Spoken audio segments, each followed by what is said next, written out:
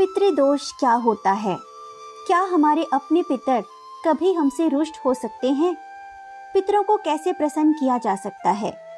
पितर का अर्थ है पूर्वज, जो हमसे पहले इस संसार में आए, जिनसे हमारा कुल बना।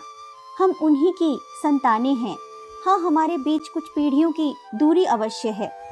माता पिता कभी भी अपनी संतान का अहित नहीं चाहते, तो क्या ये संभव है कि पीढ़ियों से परे हमारे ये पूर्वज हमारा किसी भी प्रकार का अहित करें अथवा हमसे रुष्ट हो जाएं?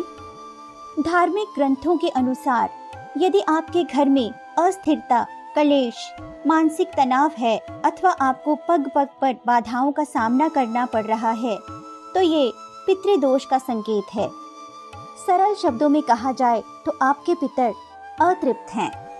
वैदिक साहित्य के अनुसार इस धरती पर जन्म लेने के उपरांत प्रत्येक मनुष्य के ऊपर 3 प्रकार के ऋण होते हैं।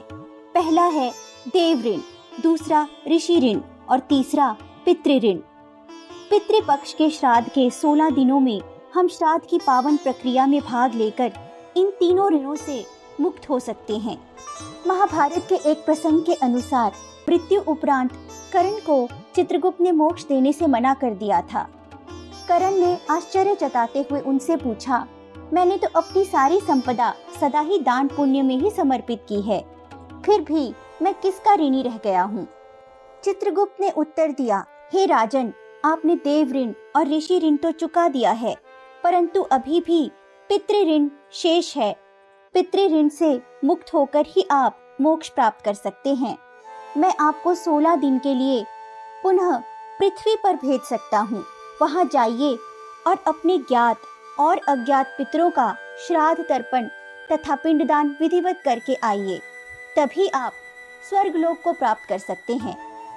माना जाता है जो मनुष्य दान, श्राद्ध तर्पण आदि नहीं करते, बड़ों का सम्मान नहीं करते, उनका ठीक से सत्कार नहीं करते, पितृगण उनसे रुष्ट हो जाते हैं।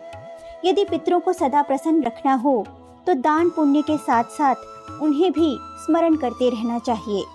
हमारे पूर्वज सदा हमारी उन्नति की ही कामना करते हैं, हमें भी उन्हें कभी भूलना नहीं चाहिए। अपने दादा दादी, नाना नानी और अन्य बड़े बूढ़ों में पितरों की छवि को अनुभव करके देखें और कुछ क्षण उन्हें स्मरण तथा नमन करने में अवश्य बिताएं। हमारे पितरों का कुछ अंश तो हमारे भीतर भी होता है, उस अंश का ऋण हमें अवश्य चुकाना चाहिए। बड़ों के बताए आदर्शों पर चलते हुए अपने कुल का सदा मान बढ़ाने का प्रयास करते रहें तो पितरों का आशीर्वाद बना रहता है। जिस प्रकार परिवारजनों के जन्मदिन मनाए जाते हैं, विवाह की वर्षगांठ मनाई जाती है और वर्ष भर चलने वाले त्योहारों को श्रद्धा पूर्वक मनाया जाता है, उसी प्रकार वर्ष में 16 दिन चलने वाले पितृपक्ष पर्व में अपने पितरों तथा दूर चले गए परिजनों को स्मरण करना चाहिए। पितरों की तृप्ति में ही हमारी उन्नति होती है। सुख, शांति, यश, वैभव, स्वस्थ जीवन और संतान सुख की प्राप्ति होती है। पितृदोष से पीड़ित व्यक्ति कुछ सरल उपायों द्वारा पितरों को प्रसन्न कर सकते हैं। पहला है पीपल के वृक्ष की सेवा करें, जल अर्पित करने के साथ दीपक जलाएं।